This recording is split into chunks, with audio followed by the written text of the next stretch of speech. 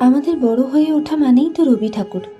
মায়ের কোলে বসে সেই বীরপুরুষ শোনার বায়না থেকে শুরু করে আজ একা বিকেলে গীতাঞ্জলির পাতায় আশ্রয় খোঁজা, তিনি সবখানেই আছেন। আজকের এই স্কেচটা শুধু একটা ছবি নয়, এটা একটা নস্টালজিয়া।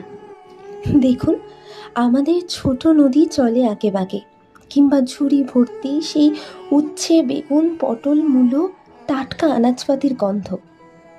খাতার পাতায় কলমের টানে যখন ফুটে ওঠে তার অবয়ব, মনে হয় জীবন দেবতা যেন পাশে বসেই সাহস দিচ্ছেন। চিত্ত যেথা ভয় শূন্য, উচ্চ যেথা শির। এই লাইনগুলো কি শুধু কবিতা? না, এগুলো আমাদের মেরুদণ্ড। পোস্টমাস্টারের সেই চিঠির অপেক্ষা হোক, কিংবা মেঘের কোলে রোদের হাসি, বাংলার মাটির প্রতিটি কণা মিশে আছে তার সৃজনে। 25শে বৈশাখ চলে গেছে ঠিকই, কিন্তু বাঙালির মনে তো রবি প্রতিদিন উদয় হন।